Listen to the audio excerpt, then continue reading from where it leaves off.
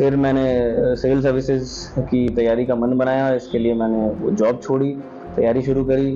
बात है साल 2016 की। इलेक्ट्रिकल इंजीनियरिंग की पढ़ाई पूरी करने के बाद राजस्थान की भीलवाड़ा में रहने वाले एक युवक को हैदराबाद की एक बड़ी कंपनी में नौकरी मिल जाती है। अच्छी कंपनी, बढ़िया सैलरी और शानदार पोस्ट। नौकरी में सब कुछ था, लेकिन फिर एक दिन युवक के मन में ख्याल आता है कि यूपीएससी की परीक्षा पास कर सिविल सर्विस में करियर बनाया जाए। ओवर कॉन्फिडेंस इतना था कि युवक यूपीएससी की परीक्षा ये सोचकर देने चला जाता है कि इसमें केवल ऑप्शनल क्वेश्चन ही आएंगे। नतीजा, अपनी पहली ही कोशिश में युवक फेल हो जाता है। उसकी हिम्मत नहीं टूटती और कुछ मजबूत तैयारी के साथ ये नौजवान अगले साल 2017 में फिर से परीक्षा देने पहुंच जाता है। हालांकि इस बार भी तैयारी उस लेवल की नहीं मिलती और प्री परीक्षा में वो 1 नंबर से चूक जाता है। अब बात सीधे दिल को लगती है। सिलेबस की पूरी ABCD खंगाली जाती है, तैयारी की रणनीति भी बदल जाती है,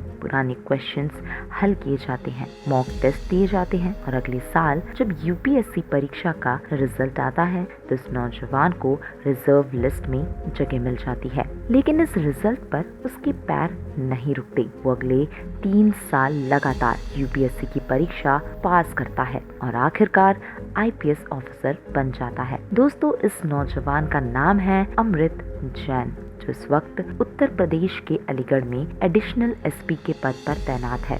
2018 में रिजर्व लिस्ट में रखे जाने के बाद अमृत जैन ने जब 2019 में परीक्षा दी तो उन्हें 321वीं रैंक मिली। इसके बाद साल 2020 में 96 और 2021 में उन्होंने 179th रैंक हासिल की। वो IPS बन गए, लेकिन उनका IAS बनने का सपना अधूरा रह गया। हालांकि अमृत अपनी कामयाबी पर खुश है और उनका मानना है कि हर उम्मीदवार यूपीएससी की तैयारी करते वक्त IAS बनने का ही लक्ष्य सोचता है, लेकिन वहां तक पहुंचने वाले बेहद कम लोग होते हैं। दोस्तों, एक बेहद ही साधारण परिवार से आने वाले अमृत ने चारों बार बिना कोचिंग ही परीक्षा दी और मेरिट लिस्ट में जगह बनाई। उनकी कहानी मिसाल है उन छात्रों के लिए जो अक्सर हालात के आगे हार मान लेते हैं। अमृत का कहना है कि जब अपनी दूसरी कोशिश में वो महज 1 नंबर से चूक गए तो उन्हें झटका लगा। इसके बाद तो उन्होंने तय कर लिया था अब वो अपनी मंजिल पर पहुंचने से पहले चैन से नहीं बैठेंगे। हालांकि अपने आगे के यूपीएससी के सफर के लिए